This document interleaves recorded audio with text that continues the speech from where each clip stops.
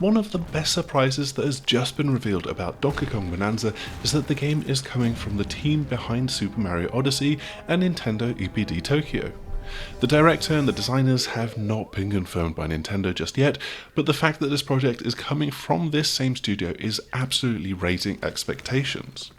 And having spent a few hours playing the game, I can definitely see some of that team's freewheeling design ethos shining through. Yes, this is a game where you can mindlessly smash stuff and you can get lost in the destruction, but there's also a lot of clever design around this core gameplay hook to provide more structure, to bring delight through different gameplay ideas and abilities, and to fill the world with challenges and diversions. At the core of any 3D platformer is how you get around, and Donkey Kong Bananza is a delight in that regard.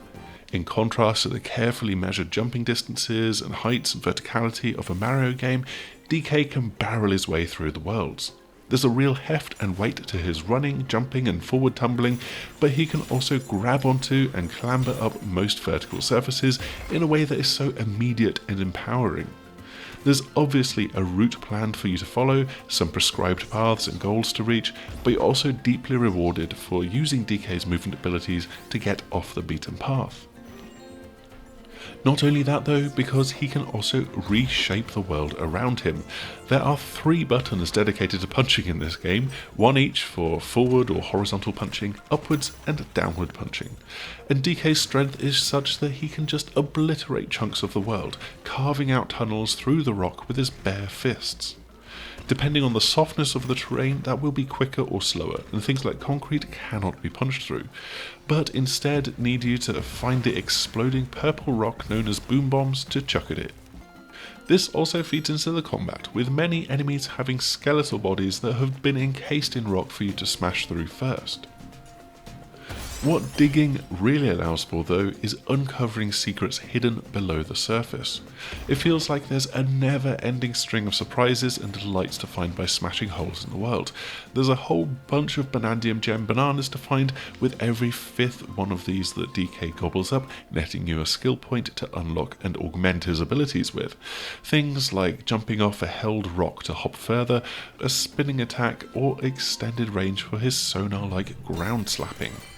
There's also chests that can be spawned in dynamically as rewards, giving a nice bundle of gold, or maps to some of the other collectibles hidden elsewhere, things like fossils which are needed for buying new costumes and hair colours.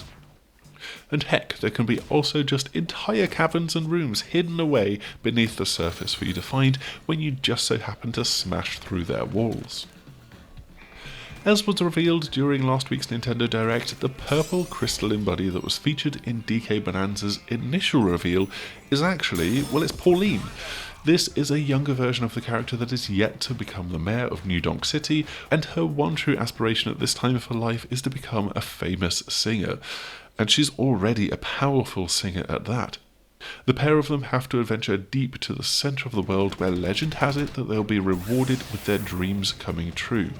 Each world that you play through might as well be bathed in daylight, even if it's supposedly miles underground, but let's not dig too deep into the science behind this, because the story for Pauline is very Disney Channel.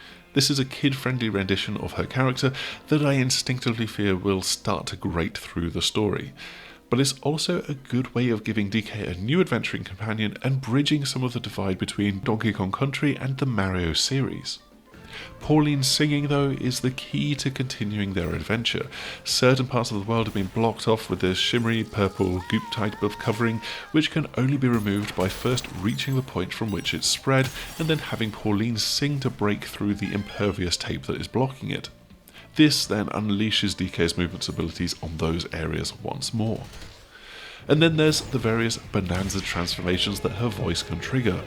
Kong Bananza transforms DK into this giant version of himself, able to smash through even concrete with a little bit of a wind-up, greatly helping with certain fights and challenges. It's pretty much what you'd expect, the only limitation being how long the transformation lasts before you need to collect gold and recharge. The second transformation we got to play as is Ostrich Bananza, lending DK the ability to flap and then glide through the air as a bird, even dropping explosive eggs from up on high. These are actually a little bit trickier to aim than you might want, but there's more to come from this transformation. Because we only got to play with DK's ostrich form in a level, that was maybe not the best use of its abilities. Here we found vine-like tree trunks to clamber around on, lower platforms sitting amidst poisonous water, and ostrich peoples to meet. But there wasn't really too much here at this point in this stage that was really making the most of what this flying creature could do. So it was just scratching the surface of what it can offer in terms of gameplay. These Bananza transformations and how their new abilities are explored is definitely something that I'm really curious to see how they are used through the rest of the game. You'll also get to use these transformations on plenty of occasions through the challenge stages that you can find dotted around the world, teleporting you to different arenas. They can be straight up timer battles, side-scrolling stages, or something a bit more puzzling, like having Kong Bananza and needing to completely demolish a house in the most effective way possible. They are a little bit like the shrines from Breath of the Wild, but you're DK instead of being Link. Having Pauline along for the adventure also opens up the option of cooperative gameplay in a fashion very much in keeping with Super Mario Galaxy and Super Mario Odyssey. It is the same style of lopsided co-op where one person plays as the main character and the other can add a bit of chaotic help alongside, though there's some really neat tricks here that feed off the world deformation and materials as well. Simply put, Pauline can sing and shout ranged attacks, which are targeted by player 2, making great use out of motion control pointing or the mouse mode. It was this latter option that we tried, and it works, as you would expect, very naturally for aiming on screen. What's very cool is that Pauline's shouts can absorb material from the world and then send those word-shaped blocks flying.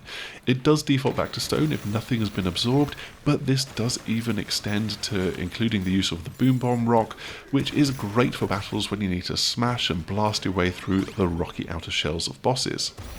But it also allows you to pick up softer earth and create in-game sculptures in a way that is much more effective and simplistic than when you're playing in solo with DK having to do this manually.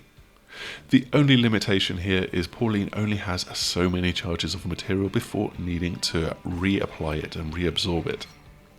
And while this kind of co-op is far from essential, it is still great to have for family gaming. The fact that there's also support for Game Share, which can beam the second player's screen to Switch 2 and Switch 1 locally or via Game Chat, this is also fantastic. I'll be honest that I was a little bit unsure of Donkey Kong Bananza from my first hands-on at the Switch 2 reveal event, and while there's some elements that do feel a little bit unlike Nintendo, like just how chaotic and frenzied the screen can get whilst digging with complete abandon, playing for a longer session reveals a lot more of what this team is trying to do and how the inventiveness that has been a core part of this studio's games for so long is really able to shine through. That's all for our preview of Donkey Kong Bananza, but the game is out in just about 2 weeks on the 17th of July, so make sure to like, subscribe, click the bell icon, the usual YouTube things, and hopefully we'll see you back here for our review in due course. Until then though, goodbye!